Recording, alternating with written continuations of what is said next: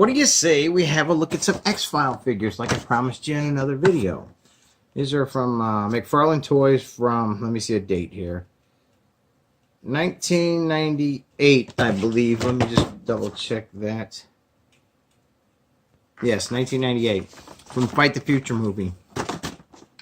We're just going to do a generic review here. So let's just get them out of the pack. Let's forego the formality of packages, and we'll take a look at the wave lineup though. So yeah, here's one of the aliens, and we have Caveman with a stick, of course, the Billy Club. Oh wow, wow, nice soft rubber hide he's wearing. Great looking face on that Caveman. What does he have up here? He has something. Maybe something that holds his hide together. I'm not sure. Can't make it out. Maybe a bone of some kind. I used to have a neighbor that looked like that when I was a kid in my old neighborhood. Yeah, so you're not going to get much articulation on a McFarlane figure from the 90s. As you can see, these are basically statues. I mean, the sculpt and the paint is fantastic. But they're going to stand around and look. Oh, that's interesting. He's got a carved bone in there as a knife, which is what he used on the alien, by the way, in the cave. And he's got some finished skin underneath there. Definitely early human looking. Almost, well, I don't want to start offending Neanderthals. I was going to say he looks like a Neanderthal, but I really wouldn't know. See how he holds his billy club. Not so good in that hand. Not so good in that hand either. Huh. There you go. Just slide it in there. He holds it pretty good. You can get some movement on his arms like that. He really looks like a caveman with his arm up in the air like so. Almost tribal. See how he stands. He stands pretty good. Wasn't expecting that, but yeah, he actually stands. So you get movement in, well, both legs, I guess. But they're not moving far, because there's a lot of stuff on there to prohibit that. But man, his paint is nice. You can see, like, they put like a metallic green on there, on that hide. Very, very nice. Oh, he's got red underwear on. Look at this. See in there?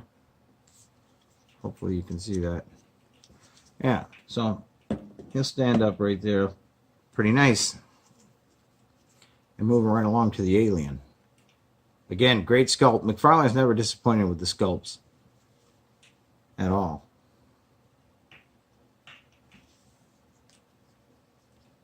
Great paint job on there too. The multi-tones, and the head comes, definitely looks like it was painted multiple colors, and in a black wash or painted black and in dry brushed, I'm not sure. But the eyes are tight, the teeth are tight. There's something strange going on back here. I'm not exactly sure what that is. Something in the back there. I don't think that's part of the figure. It may have been where it's been sitting around inside the package for 20 years. Who knows? Who knows how many places this has been. So, wow, check this out. So, this is a hard torso. But then the upper part is a very soft rubber. Look at this. So, it looks like the hard torso, and they glued down this entire upper section, the shoulders and the head, that's probably what we're looking at here, is some sort of plastic cement. So you get movement in the arms like so.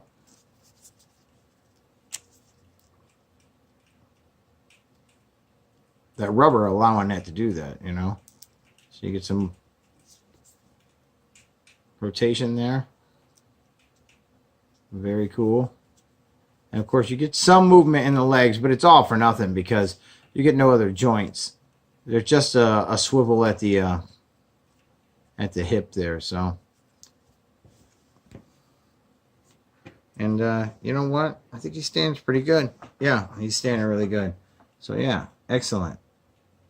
Very nice. Now we're going to crack Scully open and the second alien. But I guess we should go through. Okay, here's a fireman. This is the fireman where they pulled him out of that cave, and that fire chief was yelling, "What about my men? What about my men?" And the government agents just ignored him as they took the fireman away. Yeah. And then, of course, we just looked at the caveman, and I know where this one is at, and I think I will be picking that up. I've never actually seen the fireman, so, hey, you know what? I'll keep my eye open. These figures are cheap when you see them, so gotta be careful. There's a little cell phone here that belongs to Scully, and hopefully she can hold it.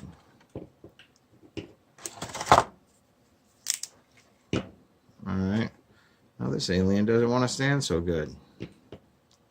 Oh well, we'll lay him on his back there. And let's get out her Nokia. Because I think if I remember at the time, Nokia was a big manufacturer of those brick cell phones back in the 90s. But don't sue me on that. She feels kind of hollow and plasticky. However, it's a really good likeness of Scully in the movie.